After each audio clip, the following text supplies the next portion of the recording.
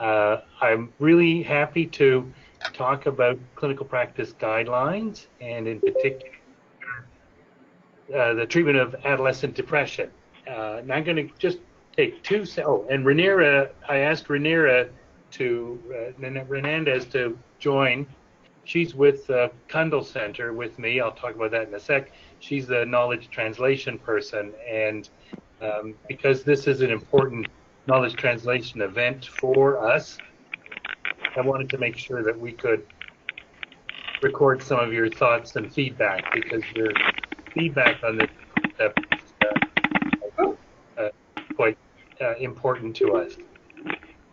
So, actually, Peter, I think you need to click on the dialog box to say share your screen, because we're not seeing it yet.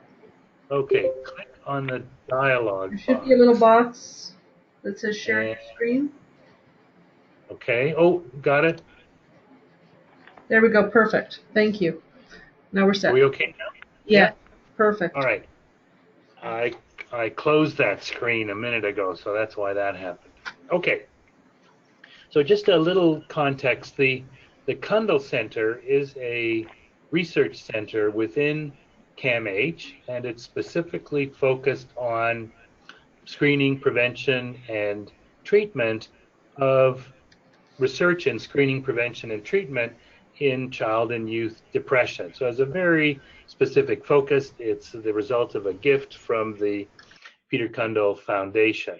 And we have a number of different projects, and one of the projects is around clinical practice guidelines, and in particular, clinical practice guidelines as they relate to adolescent depression. Okay, so I'm going on to the next slide, and how do I move to the next slide?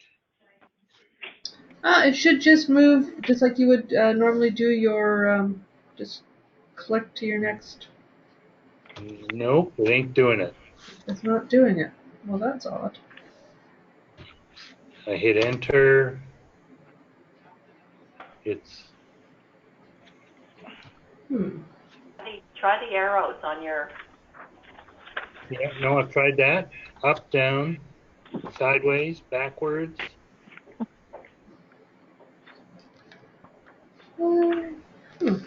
It's frozen. Oh, that's odd. Here, let me...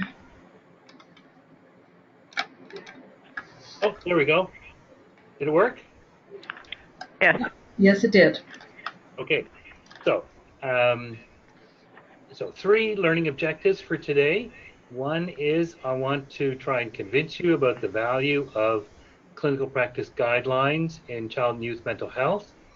I want to help you understand a little bit about the process of the critical appraisal of clinical practice guidelines in general. And then I'm going to talk a little bit about what some of our work here at the Kundal Center has demonstrated about clinical practice guidelines with respect to the treatment of adolescent depression. So first of all, what are clinical practice guidelines? Clinical practice guidelines are a big deal in physical health. You hear about them frequently mentioned as a guide to practice. They're sort of less, have less visibility anyway with respect to pediatrics, and less respect with child and youth mental health. But clinical practice guidelines are basically recommendations that inform clinical decisions about the assessment, prevention, and treatment of health-related outcomes. They're part of evidence-based medicine, so they're evidence-informed, and a rigorous systematic review and meta-analysis is very much a part of clinical practice guidelines. Guidelines also contain explicit statements about the quality of the evidence and the strength of recommendations that the guidelines might make about a clinical decision. And finally, there's a consensus really internationally on how one develops clinical practice guidelines in a valid, rigorous way. So this is an illustration of the sort of famous evidence-based medicine pyramid, pointing out that at the top of the pyramid, basically the highest form of evidence that we use for clinical decision making is contained in practice guidelines. Underneath that are systematic reviews and meta-analysis. And then thirdly, are primary studies. So this is a big shift from when I sort of started my career, where we didn't have a lot of systematic reviews and meta-analyses. We had no practice guidelines. We relied only on primary studies. But now there's been an explosion of research, or an explosion of literature evidence from reviews and meta-analyses, and more and more practice guidelines that are out there, as I'll illustrate in a second. So, and the really good thing about practice guidelines is that they're a guideline. It provides guidance. It's not a cookbook. It's not a prescription. And it's what we call evidence informed. So not only do practice guidelines rely heavily on research evidence, but guidelines also incorporate, where there is a lack of evidence, professional expertise and judgment, as well as the values and preferences of patients, stakeholders, etc.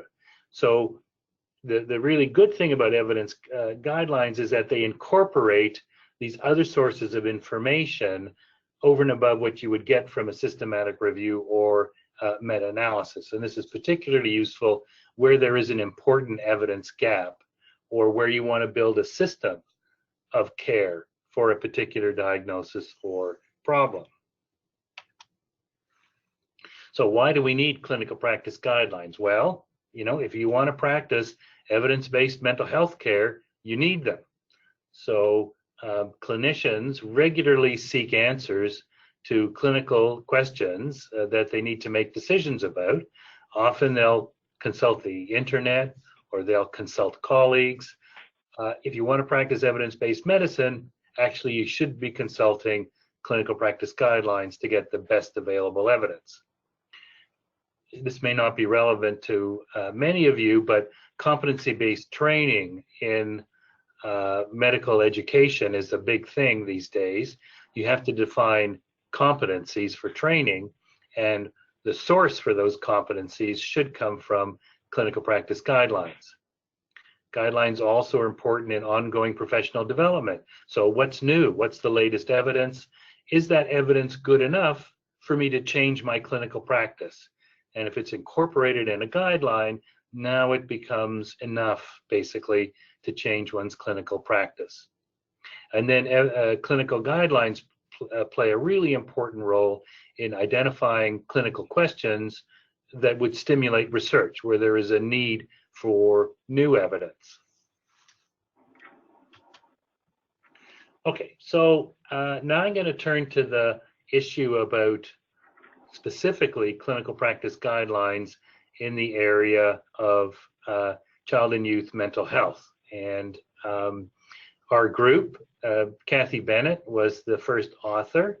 Darren Courtney, myself, Stephanie Duda, were also authors. This paper is just out now. It's online, in Depression and Anxiety.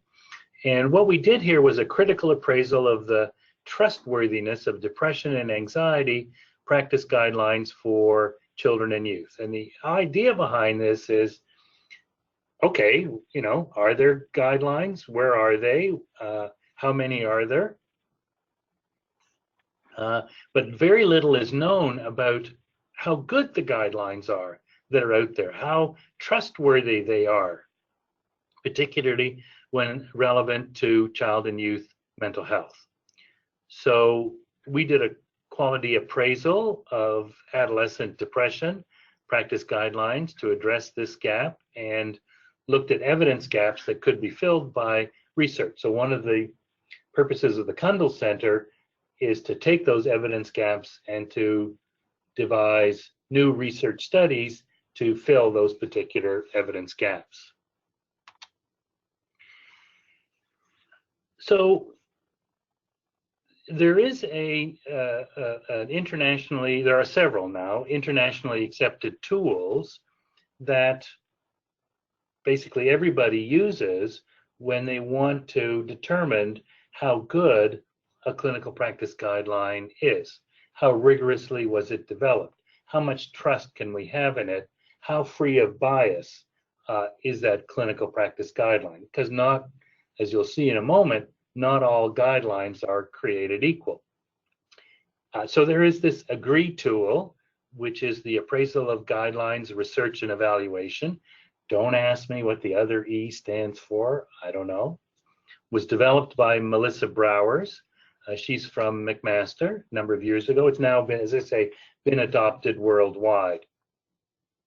And I'm not going to go through it in detail, but there are basically 6 domains in this tool, 23 items within those 6 domains. And if one wants to evaluate how good the guideline is, you try and see, well, how well defined is the scope and purpose of the guideline?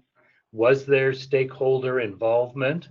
So for kids, for example, were consumers, were patients, were youth, children and youth and parents involved in developing the guidelines? How rigorous was the development of the guidelines? Systematic review, meta-analysis, clear inclusion, exclusion criteria. You can see there are 8 items under the rigor of development. Then there's what's the clarity of presentation of the guidelines? How applicable are they to a variety of independent sources? And then finally, one of the things I think is most important is editorial independence. In other words, what is the tie to industry, for example, of the people who develop the guidelines? Do they have a financial interest in pushing a certain treatment or a drug that might be supported or might be advocated by those particular guidelines? And then there's an overall score where the raters make a global judgment about the trustworthiness of those guidelines. So it's not a simple process. You need some training into how to apply these criteria to a guideline that you might be interested in and that you're reading. So the first thing we had to do in our paper was to do a systematic review of all the guidelines that are out there for adolescent depression. And this is a simplified Prisma flow diagram. We looked at all guidelines that were published between 2005 and 2016. I have to tell you, it's not easy to find guidelines. So that takes a bit of work. You can see that we looked at almost 5,000 records, but those that were eligible, that are specifically meet our criteria for a clinical practice guideline related to child and youth depression, there were 23. There are 19 that are only on depression, and there are another 4 that are for both depression and anxiety. Now, I don't know about you, but I found this surprising. I didn't know that there were 23 different guidelines out there for the treatment of child and youth depression. They're spread out all over the place. I thought I knew of, as a supposed expert in the field, 2 or 3. I never knew there were 23 different guidelines. So that's one of the things that I found interesting. Okay, so the next thing we did is, so that's the good news.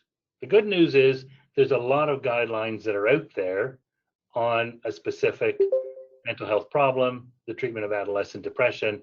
The next point is, well, which ones do you want to use of those 23? And so this slide is the bad news.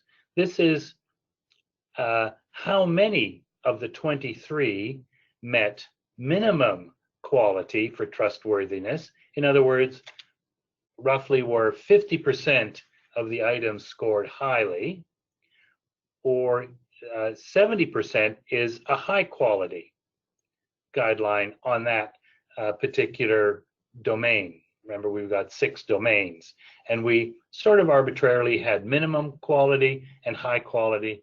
Minimum quality being 50% scored positively, high quality 70% scored positively. And you can see that of the 23, not a lot on each domain meet the minimum quality criteria, and even fewer meet the high quality criteria. These are the ones that meet minimum quality. There's the NICE guidelines from the UK, National Institute of Clinical Excellence. There's Beyond Blue from Australia. There are 2 developed by GLAD, which is focused around primary care. They meet minimum quality. So only 4 out of 23 meet minimum quality. Only 2 meet high quality. And in the end, we eliminated the Beyond Blue guidelines because they came out in 2011 and they really need to be updated. And there's no plan, as far as I know, that the Beyond Blue guidelines from Australia will in fact be updated. So bottom line is that of the 23 guidelines for the treatment of adolescent depression, only 1 out of 23 is both high quality and up to date. That's a lot of wasted work, if you ask me. Now, okay, so here's a private. This is not in the paper. Many of us in Canada use the CANMAT guidelines for the treatment of, they've done adult depression, and they have a special section on the treatment of adolescent depression. So CANMAT is a bunch of very high profile academics, Canada's leaders in the area of the treatment of depression. Many of them are my friends. Many of them are my teachers. Many of them are my students, for God's sake. So anyway, you know, this is a pretty significant group of folks. And I'm just comparing the scores on 3 of the most important domains. Stakeholder involvement, that is, did they include kids in the development of the guidelines? Rigor of development, and editorial independence. Did they declare editorial independence when they were developing the guidelines? And you can see the percentages, the scores, comparing the NICE with the CANMET. So the CANMET guidelines don't meet our criteria for minimum quality even.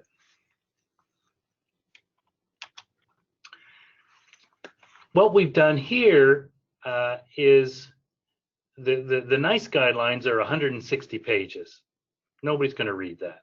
What we've done is distill the guidelines into 2 pages, which like an algorithm here, like a flow chart. And you can see here what it looks like. You know, kids come in for a diagnostic assessment. They fill out certain scales. If there's a diagnosis of moderate to severe depression or persistent depression, you might think of a number of psychosocial strategy, anti-bullying, parental mental illness, exercise, sleep hygiene, and a balanced diet. Because they have severe and moderate, the recommendation is, are they agreeable to medication? But you should also be using psychotherapy. And the NICE guidelines recommend CBT, interpersonal therapy, family therapy, and short-term psychodynamic therapy. 6 weeks of psychotherapy. If there's no response, consider adding fluoxetine or changing to a different psychotherapy stream. then continue on for another 3 months. Has there been remission, discharge, etc.? You get the idea. I'm not going to go through it in detail. Here is the medication stream. The recommendation is, first line is fluoxetine, Prozac.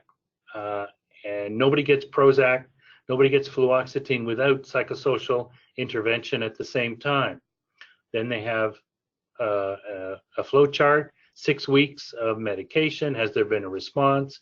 If there hasn't been a response, consider changing the psychotherapy or continue the antidepressant or think of another antidepressant. So, fairly straightforward guideline about how to administer medication, psychotherapy, and in what sequence, and which medications too. So I'm just going to highlight fluoxetine's first choice. Citalopram and sertraline are second choice after you've decided fluoxetine has not worked. Now, I made an argument about the difference in the trustworthiness of the NICE guidelines versus the CAN-MET guidelines. And the issue here is, well, you can have guidelines that vary with respect to their trustworthiness, but actually their recommendations could be identical. So what's the big deal?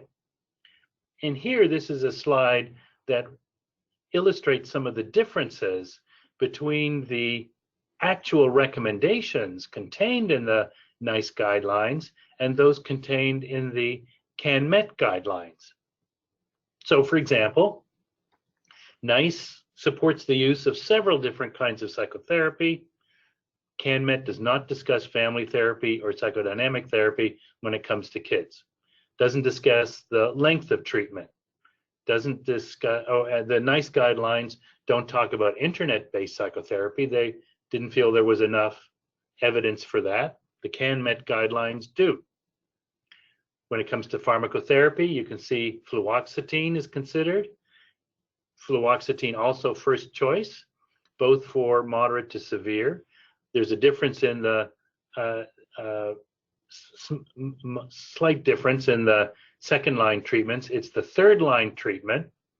The NICE guidelines advise against venlafaxine and tricyclic antidepressants, whereas third line treatment, venlafaxine and tricyclics, are recommended for adolescents. And then when it comes to neurostimulation, neuromodulation, ECT is considered for the NICE guidelines. It is as well for CAN-MET, but CAN-MET also talks about RTMS, transcranial magnetic stimulation, for, quote, treatment-resistant cases. My point being is that quality does result in a difference in content as well. Okay, so just to conclude, clinical practice guidelines, I think, are very helpful in clinical decision making. They've played an important role in pediatrics, internal medicine, cardiology, diabetes, on and on and on. Important to remember, clinicians often bridle against clinical practice guidelines because they don't realize a guideline is not a cookbook. It's a suggestion. It's a pathway. This is what the best evidence suggests. The good news is that there is a clinical practice guideline that's of high quality for child and youth depression. Those are the NICE guidelines. I'd be interested, my experience in Canada, the US, Australia, and New Zealand is that people don't know very much about the NICE guidelines. They haven't heard of them. Of course, they know about it in the UK because it's been they're mandated by the government. But people don't know about NICE so much in Canada. We've also done a critical appraisal of guidelines for suicide-related behavior and for disruptive behavior disorders. And, what do you know? The NICE guidelines also come out on top for those two other diagnoses as well. And I don't want to minimize the barriers to implementation of the guidelines. So you can, even in your own setting, you can see from the flow chart what the guidelines look like, and you may think of that there are a number of different obstacles that you would encounter if you wanted to implement those guidelines into your clinic or into your jurisdiction. Fair enough. I can say that we've implemented the guidelines in our clinic at CAMH, and you have to be thoughtful about the process, but actually you can do it, and people buy into it. And I'm offering that if anybody's interested, anybody's interested in implementing, we're happy. The Kundal Center is happy to be a resource to you in the implementation of the guidelines, how to address some of the barriers, what to do, what process to go through, because we do have experience with the implementation as well as with the critical appraisal. And then the final slide are some references that you may be interested in. And these are the online databases where you can get clinical practice guidelines. It's interesting, the National Guideline Clearinghouse, I've just learned that the Trump administration has pulled the funding for that. So they won't be updating the clearinghouse for those guidelines. If you want my advice, the place to go for the best guidelines is to the National Institute for Health and Care Excellence. That's the new name for NICE. So I think that's it. Well, thank you so much, Peter. That's great. Lots to think about here, and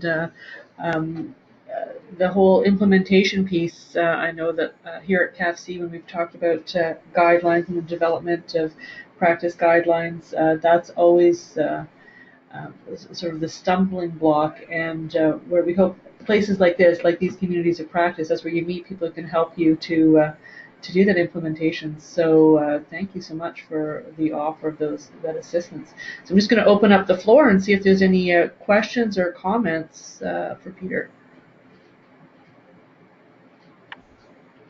Hi, I have a question. It's Susan Lalonde-Rankin from Waypoint in Central Ontario.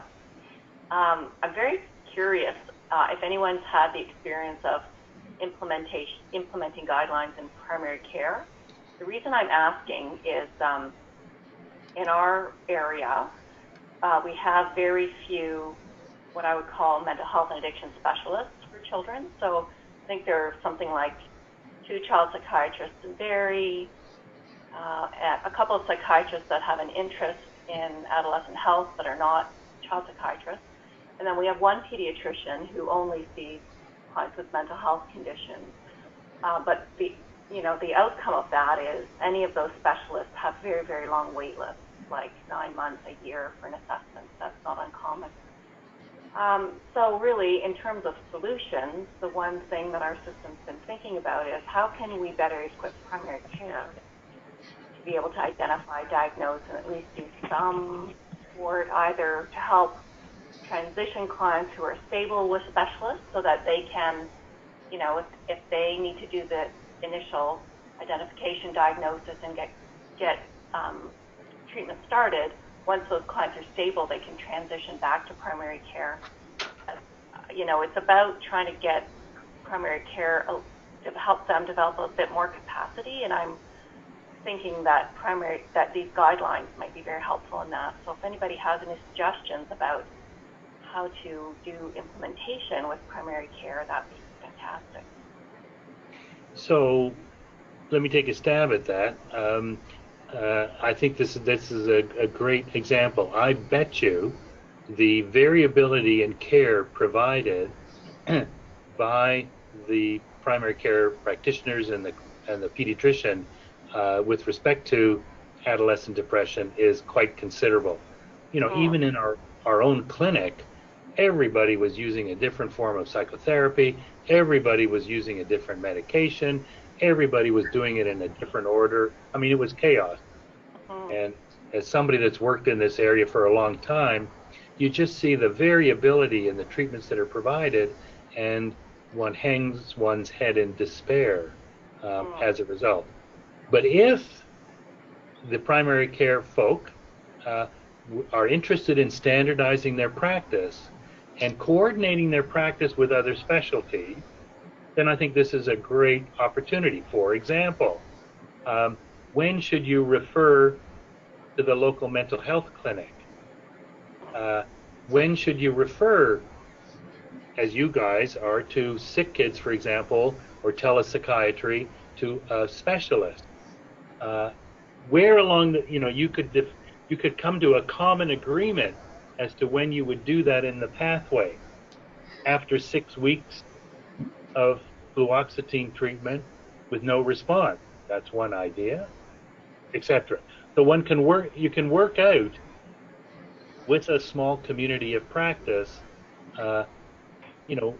implement the guideline in that setting, including other stakeholders in the community, like community mental health agencies, telepsychiatry at sick kids, for example, et cetera, in that way. And I think that's exactly what the kind of thing that one would like to see to reduce the variability and make sure people are practicing using the best available evidence. Well, I'm going to pursue that because we do have a primary care network already in our region, and we have mental health and addiction providers in a different committee. But I think moving forward, I think I may look at a joint project between those two groups to, in a smaller, perhaps one of our smaller regions to try to move this forward, because I can really see the potential for using clinical practice guidelines to help reduce that variability and provide better care for clients, really. Yeah. Thank you. It's Lindsay here in Calgary. I'm associated with a primary care network in a rural community, and the people out there wanted to get something started around screening, at least. And so we have what we call behavioral assessment clinic, for want of a better term. All of the people that refer into that clinic are physicians who have gone through the CanReach program, which we brought up from the States around. It's a mini fellowship in medications for children and adolescents with mental health difficulties. Right, Peter Jensen. Yeah, and so the doctors refer to the clinic. We have a nurse clinician with a mental health background who is there 2 days a week. I go out and consult 2 days a month on the more difficult cases, and what she does is administer a battery of assessment tools, scores them, takes a look at the results, lets the doctor know what the results are, and then she does some sort of brief solution-focused work for the mild to moderate population, and then she and I work together to refer the rest of the kids into the more intrusive mental health care system. We've had great success with the program so far. It's been up and running for 2 years now. So I'd be happy to share more information on that as well if you think that would be useful. Sounds like a great model, Lindsay. Yeah, I'm really pleased with it. It's Lori at McMaster Children's in Hamilton. Thanks very much, Peter, for that. That was really really important to hear about. And I think one thing, because I've been doing this for 10 years now as well, and I think from a public health perspective, anyway, what I'm coming up against is clinicians are afraid to kind of take this on, and I think we've become so accustomed to having a referral be made for anything to do with mental health, and I've really felt that in the last 10 years, the sort of just the pediatric system, pediatricians or people working in the community are left with either the decision to either refer or to kind of manage on my own, and I think education is a big part of that. Adolescent depression doesn't have to be, I think, as scary and as intimidating as it can feel. Because I do think we need to start looking at the community to be able to manage this kind of thing. Because like you said earlier, we can't keep referring to a psychiatrist who has a 1-year wait list. So I don't know if part of the issue is around not wanting to sort of bear this or carry this group or this cohort along. I think education has a lot to do with it. I also think sort of unawareness as to how to assess for depression and use particular validated tools. Do the guidelines speak to? Did any of your guidelines speak to that piece? Like, do the NICE guidelines speak to the assessment part of that pathway? So, Laura, you make a great point. I don't know if people are aware, but there are about 300 child and adolescent psychiatrists for the entire country. From Newfoundland to Victoria, 300. 60 of them, roughly, are in Toronto. Another big chunk are in Ottawa. So you look at the rest of the country, there aren't. So the only solution is to build capacity in primary care, in pediatrics, and in high schools. So you're absolutely right with that. We have to encourage primary care and pediatrics and high schools to take this on in some way. And your point about scales and measure, I'm going to use the term measurement instead of scales. Measurement has to be a really important part of this process. So the NICE guidelines emphasize that you need measurement not only to determine what's mild, moderate, and severe, but also to measure outcome. So that you can't do this algorithm without a measurement-based care framework as well. And so you're right, we need to include those. The NICE guidelines don't say which scales, and frankly, you know what, doesn't really matter. There are several scales that are out there that are pretty good. Nothing's perfect, and no scale should be used in the absence of clinical judgment in addition. So I think one could come up with agreement. Again, the key here is to get a community of practice the way CanReach has done out in Alberta there. Get a community of practice, come to some agreement on the scales, make sure the scales are reliable, valid, and sensitive to change, and then begin to implement them. But you need the agreement of the folks at the coalface in order to do that, and that can often be, the most difficult step, frankly. You know, in conjunction with our CanReach program, we do have ongoing case consultation with child psychiatry. So anyone who's gone through and graduated out of the CanReach program, where regardless of where they are, and we've had people from Ontario take the program, they can call in on a regular basis and have a consult with our child psychiatrist around medications and things like that.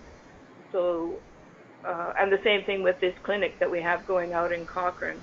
They can call in at any time and get a psychiatric opinion if they're uncomfortable about changing meds or dosages and things like that. Yeah. So the putting telepsychiatry, basically, it's the CanReach thing has an important telepsychiatry component to it. So adding telepsychiatry to this is a Canadian contextualization.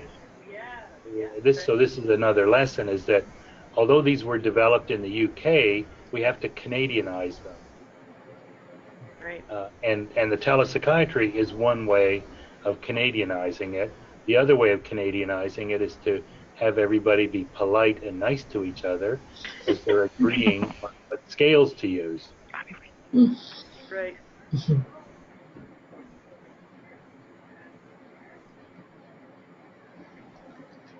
Any other comments or questions out there?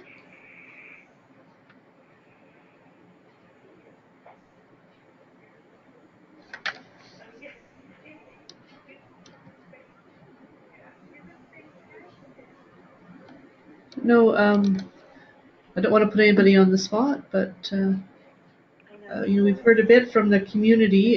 Are there any other sort of inpatient folks here who can see the value, or want to talk a bit more about the barriers that they might be facing?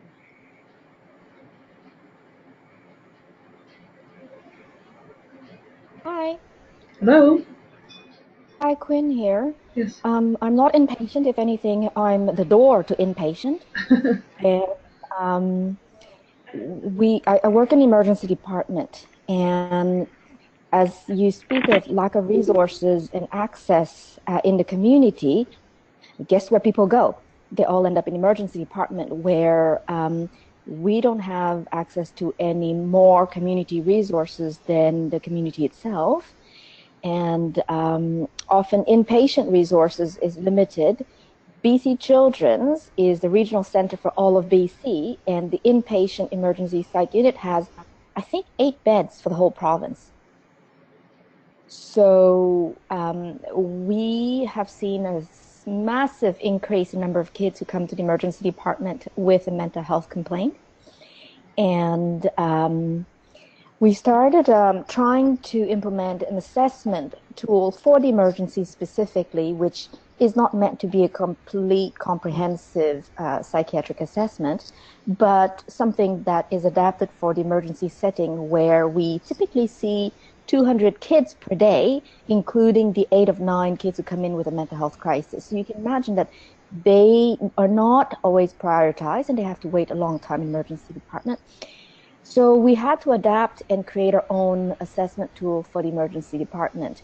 And the major barrier when we started implementing this in the province is that, well, why bother assessing if I can't send them anywhere because there's no resource in the community? So that's a bit of a vicious circle, because people talk about, well, if I assess them and identify their needs, but they can't be met in the community, what's the point? And so they end up waiting for psychiatrist referral, where I think the vast majority of kids we see in emergency department with a mental health component, they don't really need a psychiatrist. Often there's social issues, some behavioral issues, and even now drug and addiction they access other kind of service than the psychiatrist itself. And so I think what we need to start dealing with is, like you said earlier, Peter, is that we have to build capacity outside of the pediatric psychiatrist, and everyone needs to take a little bit of it and maybe adapt their assessment to what they can do using the various tools, and do something until the bigger problem is resolved. And so if we can all do a little bit rather than wait for the whole access to resource being fixed, then things will be a little bit better. Quinn, I think you make a great point. As you say there, and you experience this, there has been a huge influx of new kids coming to the emergency department with anxiety and depression. And one of the things that's going to be interesting is whether, in fact, there's been an actual increased prevalence of anxiety and depression in the community. There's a recent paper from Australia that says there's been no increase in the rates of depression since 1990 in Australia. And yet they too are experiencing a huge influx in the emergency room. So something unusual is happening. And you're right, having a measurement framework in the emergency room to prioritize things is great. And I would love to see your instrument and your tool, if it's ready to fly or ready to sort of be implemented. And just a third point I'll make is that the solution is really a stepped care model. And you're so right. Kids don't have to see psychiatrists as the gatekeeper, as the first line of treatment. They should be at the end of the line for those that haven't responded to treatment or are complex. And in a rational system, it would be a stepped care system where those that need the most intensive resources get them. And often since we deal in crises rather than in more thoughtful treatment planning, we just, we go to the most intensive, resource-intensive intervention right at the very beginning, which just doesn't make sense if there's only 300 in the country. And that's not sustainable either. No, absolutely. So our instrument is available online, Peter. It's on the website www.openheartsmap.ca, and there's a couple of papers on the validation of that instrument. Yeah, Can you repeat that, please? This Open. Sorry, I can include the link to the tool, and also Dr. Doan did a presentation for CAPHC on the HeartsMap tool with one of her colleagues a few weeks ago, I think, and I can also include the link to that presentation. So. Excellent, thank you.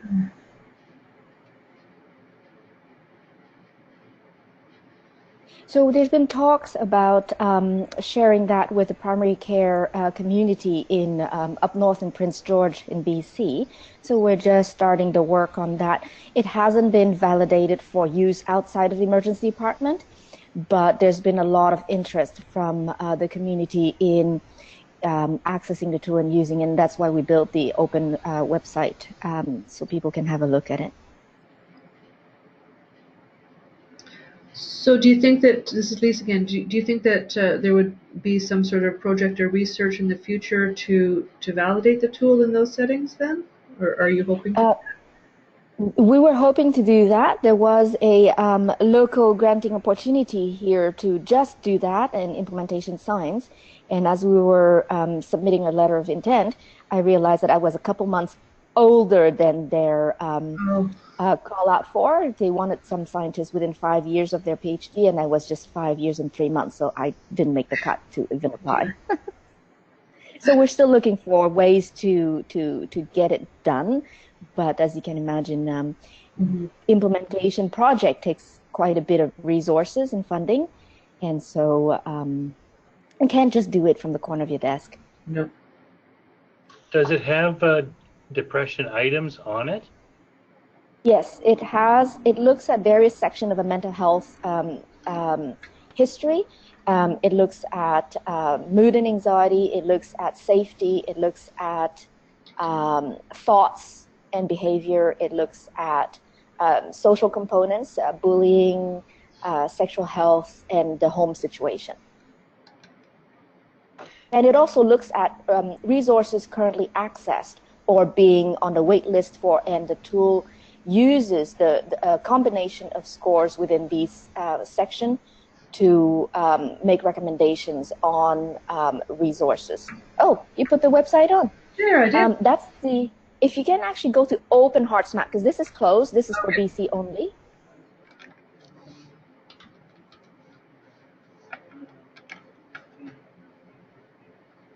There we go. So then if you go to, you have to register to access the tool, and there's training to use the tool in 3 test cases because we don't want people to just improvise. But if you go to the resource section, you'll see the paper version of the instrument. The algorithm is built in electronically, so it's not just a simple add 3 plus 2 plus 3, and then if you get a score above whatever, do this. It's a bit more complex, and it takes into consideration the individual section score, but also a combined domain score. So the paper, the HeartsMap paper guide gives you a sense of what the sections are and the various score descriptors. So people can... Looks excellent. Look at all the things we learn when we get together. So I just want to end by, if there is anybody who would like to talk more about these guidelines or implement them, I'd love to. I can't. Was it Lindsay? No, it wasn't Lindsay. Yes, maybe it was Lindsay. No, Susan. Yes. Want to get together, or anybody else want to get together and talk more about how to do this, where to do it, in what context, I'd love to help out and participate. Great, thanks for that. I'll follow up with you. Even at McMaster, if they would allow me back, Lori.